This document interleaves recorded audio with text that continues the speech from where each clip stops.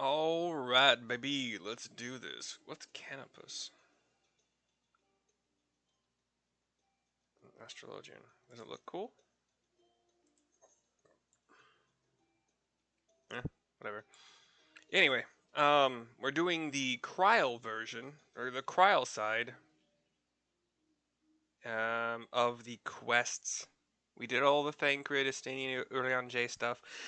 Cryal stuff starts with hitting the books. So story quests hitting the books, given to us by Cryal, in the main hall in Old Sharlayan. Here we go. Why is the music... Oh, shit. Hold on. Let me change audio output so that it makes sense here. There we go. So much quieter. Did I turn this down on accident? I did. Cool. Here we go. An unsettling change has come over Sharlayan, but together we will divine the underlying cause for the Forum's callousness. As I mentioned before, however, questioning the councillors directly is a fruitless endeavour.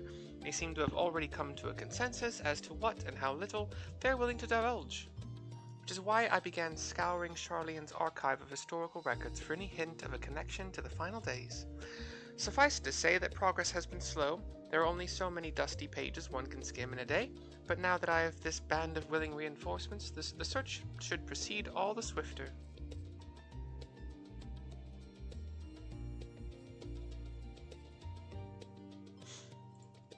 Let us reconvene outside Numenon, shall we? N-O-U, M as in Mary, E, N as in Nancy, O, N as in Nancy. Numenon. Exit the annex to the right, and you'll find the archives on the western edge of the woods.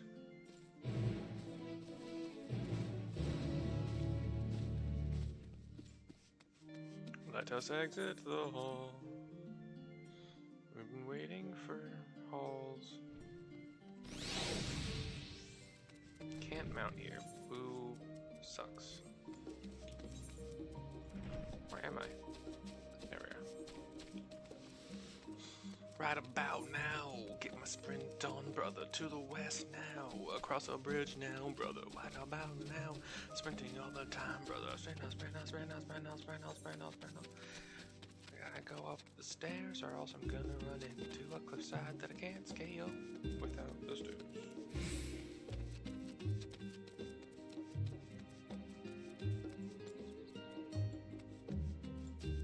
Oh my god.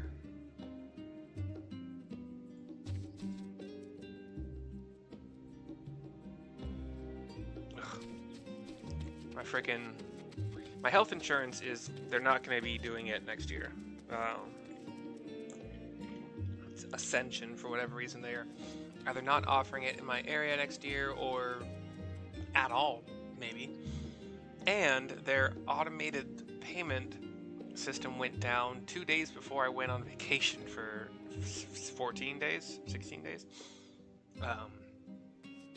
And now they're saying, hey, you might be getting emails about your auto payment for July working, but it's not.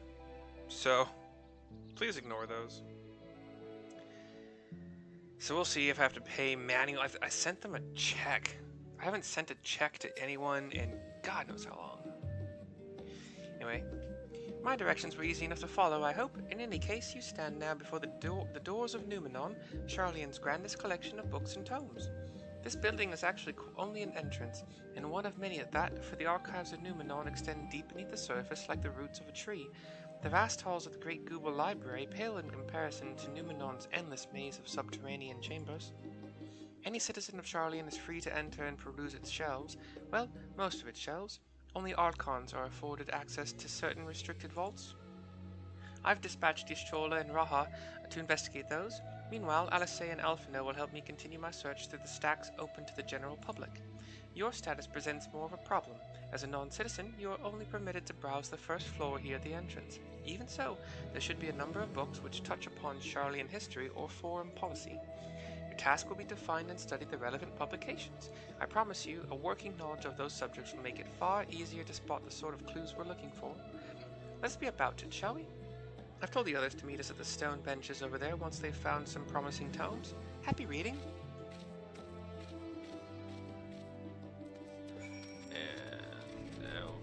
go in, and we have a floor with some Lalafell and some other races perusing, chatting, hopefully quietly. It is a library after all. Brightly colored books. The title on the spine reads The Story of Sharlayan. Yes, read the book. Long, long ago, on an island in the northern sea, there lived a Rogadin man by the name of Nyunkrep. Nyunkrep. Nyunkrep. Nyunkrep was a student of astrology, and he divined that a flood of terrifying proportions would soon sweep over the lands of Eorzea. So it was that he built a gigantic ship, assembled a crew, and set sail for that imperiled realm. The flood arrived as foretold, and to their horror, the strangely churning waters drove the people towards the ocean. It was there, however, that the Nyunkrep's crew hauled them aboard his ark, but the danger had not passed. A towering wave approached, threatening to smash the vessel to pieces. With only moments to spare, Nyunkrep wove a mighty spell of teleportation and shifted the entire ship to safety atop Abalathia's spine. Refugees from the surrounding regions huddled there alongside them, but it was not long before disputes over the dwindling supply of food led to violence and bloodshed. Saddened by the sight, Nyunkrep gathered to him his crew and his grateful passengers and abandoned the ark to those reddened peaks. They journeyed to the coast where they built a new ship, intent upon returning to the northern seas. They landed on the beach of an island and settled upon that very spot. That settlement prospered and grew, and in time it became the city of Sharlayan we live in to this day. 1 out of 3 books relevant. Read. The title on the spine reads Roads of Old, The Colony. Read the book? Sure. Gotta read 'em all. Many years ago on the banks of the Thaliak in the Dravanian hinterlands, a Sharlayan colony once thrived. This settlement was originally established as a mere outpost to study the ethereal sea in the year 1311 of the 6th astral era. Scholars dispatched to Eorzea found the facilities wanting, and the demands encouraged a gradual expansion in structures and services. As rumors spread of a growing community of academics, the area was further inundated with Eorzean students hoping to share in the renowned wisdom of the Sharlayans. 50 years later, the Forum passed a motion to recognize what had become a flourishing town as an official Sharlayan colony. Eorzean residents took to calling the colony itself Sharlayan, which led to no small amount of confusion when discussions turned to the subject of the motherland. In response, some Sharlayan inhabitants, if pressed for a name, would simply refer to it as Emporium. Following the Exodus, however, goblins and treasure hunters claimed for themselves a corner of the abandoned colony and gave it yet another name, Isleshire. Aha. The following chapters go on to introduce the most prominent features of Isleshire. This book does not appear to contain additional information on the Forum or cover the history of the Sharlayan motherland in greater detail. Motherland. Ah, motherland! Going around the outside of the library, the floor that I'm on, leather-bound tome. The title on the spine reads The Voice of a Growing City. Read the book. Sure. Always. In the years which followed the founding of Sharlayan, civic policy and other matters of import were decided at the Ecclesia, E-C-C-L-E-S-I-A, Ecclesia, a public forum at which every citizen was eligible to speak. As the city's population grew, however, this format became increasingly impractical. The larger number of participants gave rise to ever longer debates, resulting in significant delays of vital resolutions. Various measures were introduced in an attempt to curtail protracted discussions, but in the year 201 of the 6th astral era, it was ultimately decided that Sharlayan would transition to a new form of governance. The nation would now be led by a body of 99 members, citizens chosen from amongst their peers by means of a nationwide vote. Thus was the Forum as we know it today conceived and created. So I don't know a whole lot about British Parliament, but it does seem like obviously the Senate is made up of 100 senators, so 2 from each state. So maybe it's more similar to that than it is to British Parliament. Anyway, a blue covered book. The title on the spine reads An Introduction to the Heavens. Sure, why not? Probably not Sharlayan related, but I'm going to read it. Have you ever gazed at the skies above and contemplated the mysteries contained therein? I speak not of shifting cloud patterns, but of the vastness beyond, of the sun and the twinkling tapestry of the night. Some think the dome above us to be of a finite space, yet amongst the leading thinkers of our age, one scholar's depiction of a boundless sea of stars has firmly taken root. Alas, this heavenly sea remains an unreachable, unknowable destination. There are few indeed who can explain, in satisfactory detail, why our own star is believed to revolve around the sun. It was the technologists of Alag who came closest to understanding the laws which govern that starry abyss. It was they who launched Dalamud and sought to expand beyond our earthbound existence. Having read of their ancient ambitions, I wonder, has your interest in this field of study waxed or waned? What if I were to tell you that the eternal constellations were arranged differently in the distant past, that their positions continued to shift almost imperceptibly but measurably as we journey into the future? Would it shock you to learn that the stars drift further and further apart and may indeed do so forever? Are you eager to learn more? This book is on the wrong subject. Search for works which contain blah blah blah. That's happening to, like, our solar system, which is the system that revolves around our particular sun, in the ever-expanding universe, is like our galaxy, the sun, all the way to Pluto, maybe a little bit beyond, everything revolving around our sun. That entire mass of objects is all hurtling in the same direction as we all revolve around the sun. So the sun basically just kind of goes straight, and the rest of us are going around the sun while going with the sun. There was something about like Jupiter being so large that I read or watched recently, where Jupiter and the sun actually kind of affect each other a little bit. So the sun is pulled, I think, a little bit back and forth as Jupiter revolves around it, but I'm no expert for sure. This is a well-worn manual. Forever 20 Summers. My beloved seekers of knowledge, have you ever put learning before your health and neglected to feed and rest your body as you should? I, too, once engaged in such foolish practices, but one night, engrossed in philosophical study, I had an epiphany. For all the world's mysteries that drive us to reckless abandon, we have so very few years of life in which to achieve our goals. Thus do I share with you this mantra: I am forever 20 summers young. Though number itself is unimportant, you could be 19 or 23 or 40. Whatever age you are when you discover this manual, let that be the age you aspire to remain. Through mindful, healthy living, will you extend the time available to spend upon your chosen research. Another day, another moon, another summer, to grasp the greater truths you pursue. In the pages that follow, we will explore the secrets of maintaining one's physical condition from a biological, ethereological, and arcane viewpoint. Wrong subject, yeah. Still want to read it. Taking care, for people who are like, oh, I'm all into books and knowledge and blah, blah, blah, but you really need to take care of your body, because your body takes care of your mind and blah, blah. Time-worn tome, Stewards of Wisdom. During the chaos of the Sixth Umbral Calamity, Archon Naunkrep, founder of Sharlayan, bore witness to the madness and savagery of men brought to the brink of despair. Upon raising a settlement on an island in the northern empty, he instructed his people thus: renounce the ways of war and pursue enlightenment through knowledge and reason. The Sharlayans took to heart the words of their savior and thenceforth served as stewards of wisdom. Upon a foundation of accumulated learning, they built a homeland unlike any other, a nation born from strength of minds rather than strength of arms. With knowledge of economics came shrewd trading. With knowledge of agriculture came bountiful crops. Engineering brought wells and sewers, ending squabbles over water. Wealth of expertise could be bartered for wealth in coin, and the more their wisdom spread throughout the world, the more mankind as a whole would thrive. And so it was that no matter the trials and tribulations of the age, the citizens of Sharlayan would live by their founders' teachings. For the sake of a better tomorrow, for the sake of a brighter star, they would eschew the tools of war and with knowledge deliver the world. You have gained a fundamental understanding of Sharlayan history and the foundation of the forum. Head outside. Yeah. Is there another book? There's got to be another book along this path, at least one.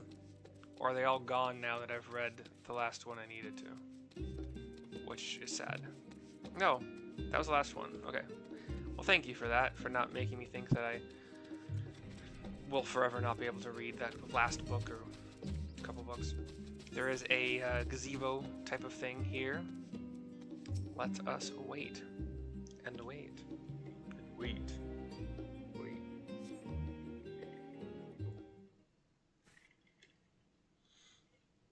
Cutscene going on. Alice and Graha come first. Sorry, were you waiting long? Were you waiting long? Says Alice. I wanted to make sure I'd borrowed at least a few promising volumes. Alphino and Kral should be along shortly.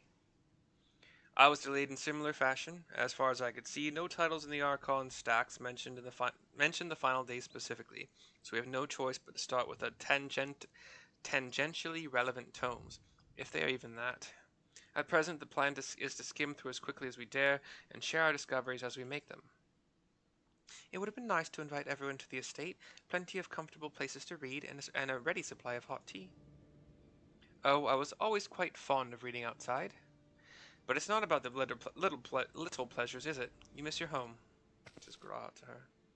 It's been difficult. After our arrival, we managed to speak with one of the family servants and ask how things were. It seems our dear father has instructed the staff that even if Alphino and I were to return to Sharlayan, we were not to be allowed access across the threshold. Graha looks shocked and then looks down with his eyes closed. A harsh measure indeed. I hope that our efforts to understand his position and that of the Forum will perhaps lead to a reconciliation. We'll mend this rift one day, I'm certain of it. And what of you, Graha? Have you been to visit your family, or do they not live here in the city? Ah, well, my situation is also somewhat complicated. I was raised in Sharlayan, yes, but I was born rather further away. In the southern reaches of Isilbard, in fact, for generations my people have dwelt in Corvos, the coastal region opposite the island of Thavner. The Alligans founded a city in that fertile land, and by ship brought in the subjugated tribes of the Mikot to serve as laborers. Of course, the massive earthquakes of the Fourth Umbral Calamity brought an end to the Empire's reign, and when the Fifth Calamity froze the sea solid, many of the tribes still living in Corvos braved the journey back to Eorzea. My ancestors, however, chose to remain, that they might prevent the remnants of Allagan technology from being misused. Isn't Corvos under Guardian rule? For the past 50 years, yes, some semblance of local culture remains, as is the case for most imperial provinces, but Garlemald renamed the region Locus Amoenus, Amoenus. When I was a boy, a nearby town came under the jurisdiction of an illustrious imperial family, the noble House Darnus, the nobles of House Darnus. House Darnus demonstrated a singular interest in Allagan civilization, and so my tribe was forced to consider a plan of action. For some time already, voices had been raised in favor of abandoning our ancient customs. After all, the Allagan eye no longer passed to our eldest children as reliably as it once had. Fear of discovery eventually tipped the scales, and the decision was made to bury our ties to the knowledge and traditions of Allag. As the last child born with the Allagan eye, I was given over to the custody of friends in the students of Baldessian, who had me registered as a Sharlayan citizen. I never even considered. Forgive me, it was an unkind question. Even Thancred was taken in by Archon Louisois, was he not? Stories of adopted waifs and rescued orphans are more common among Sharlayans than you might think. Yet, regardless of our origins, we are all provided with an equal opportunity to learn, and with sufficient perspicacity, we outsiders can even earn the vaunted title of Archon. 'Tis exactly why I have such love for this country, and why I wish it to remain a nation of which its citizens can be proud. Hear, hear. Another good reason to get to the bottom of the Forum's stubbornness, aside from the trifling matter of our impending doom. Excuse us while we try to make some headway into these books, Mercy. More company should be arriving any moment now. Cutscene goes dark. We're gonna wait again. Graha and Alice, both to the side now, reading.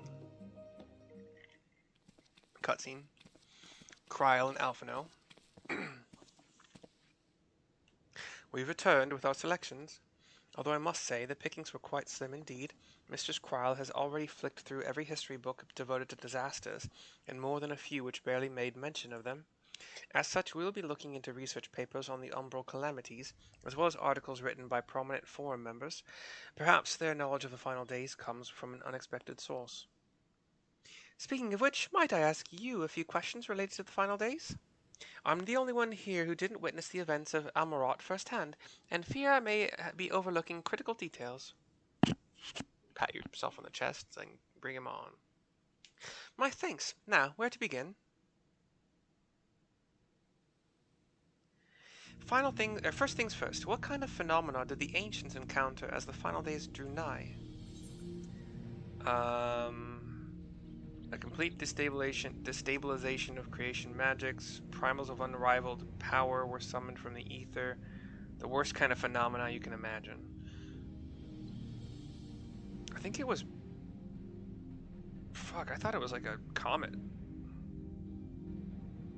Primals of unrivaled power. Primals of unrivaled power were summoned from the ether. Fuck if I know. I can't remember. I believe Heidelin and Zodiac were summoned after the final days had arrived, quite deliberately, in fact. If we are speaking of phenomena caused by the final days, the chaos of creation magics run rampant is what first comes to mind. Fear and despair manifested in terrible, tangible fashion. Meteors. Okay, so meteors. Meteors raining from the sky, fire erupting from the ground, indescribable abominations prowling the streets. That more or less aligns with my understanding. If only the arts of creation had survived until the present day, we might have had something substantial to analyze. To the best of our knowledge, however, those techniques were not preserved or passed on. Yashtola surmises that the closest known magic is that of the summoning rituals promulgated by the Ascians. Was there aught else of note which heralded the approach of the final days? The entire star was engulfed by disaster all at once. They say it began with a keening sound from the land itself. Alphino, you can answer this one. They say it began with a keening sound from the land itself. Ah, yes, the Amarotines spoke of it, didn't they? We never did hear this sound ourselves, of course, thrust as we were into the midst of the madness. But it seems that each and every one of the catastrophes was preceded by this ominous noise. Eventually it resounded all across the star, and not even Amarot was spared. I got that one right. So the ground was crying out, you say? To be considered the harbinger of doom, it must have been quite distinctive, and probably quite loud. I'll have to speak with one of Numenon's Mamets and ask after any books which make mention of such a sound.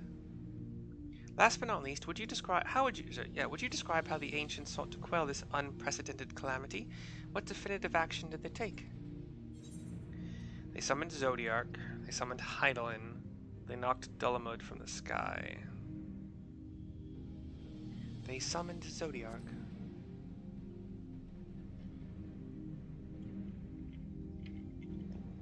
He nods. Yes, with Elidibus serving as his heart. So many gave themselves in sacrifice to bring him into being. We do not know exactly how Zodiac brought salvation to the star, only that he, by his godlike will, were the laws of nature set aright.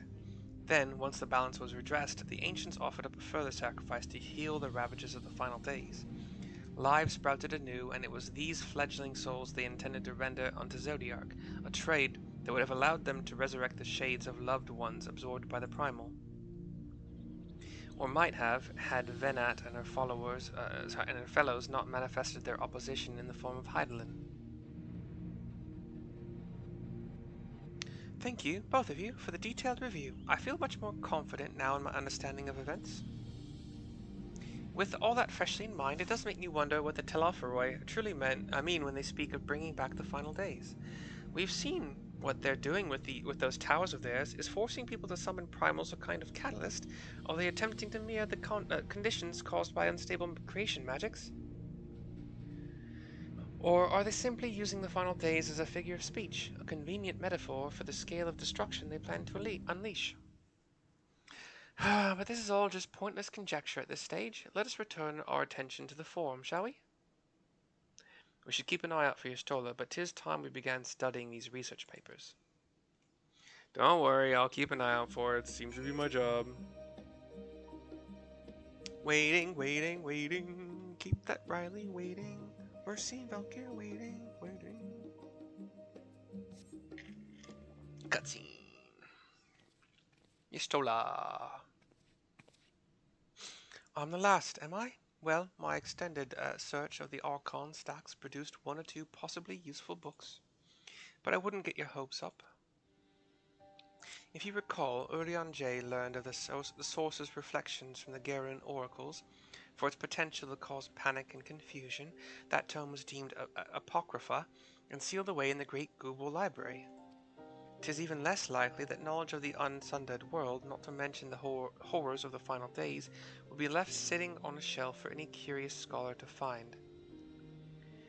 Crosses her arms. It stands to reason, then, that my colleagues, be they Archons or Councillors, should perforce be largely ignorant of the subject. Yet when you confront Master Fortuno with knowledge of the Telophoroi and their machinations, he scoffed at the suggestion that they posed a threat. He seemed adamant that the Forum would know if the final days were truly upon us, which only supports the conclusion that whatever privileged wisdom is guiding the Forum's behavior, it is being kept secret from the rest of the nation.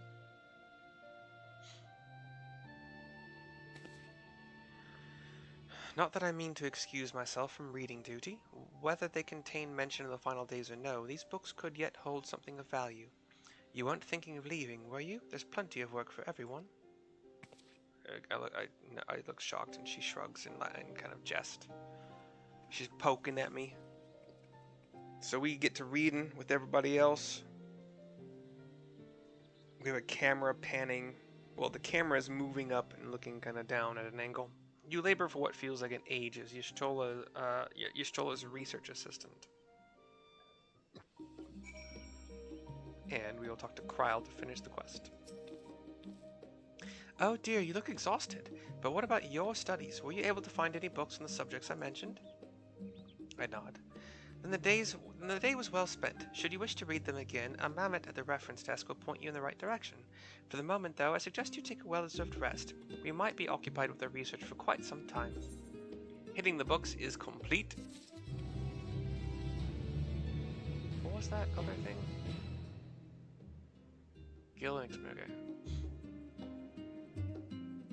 Oh no, I got a coffer. That's right. I look like a coffer. So I currently have a hand gear coffer at level 515 and a foot gear coffer at level 515. I think I have more. Yeah. They're all level 515, so somewhat useless. Mostly useless because of all the other stuff I've done to get gear. There will be a link in the description of this video that will send you to my Google Doc PowerPoint where every slide is an item on Amazon that I personally use and recommend and purchase when I run out of stock. They're all great for exactly what you need them for. If you purchase any of those items with a link on that particular slide, I'll get a small cut. I'll see you next time. Hope you enjoyed. Bye-bye.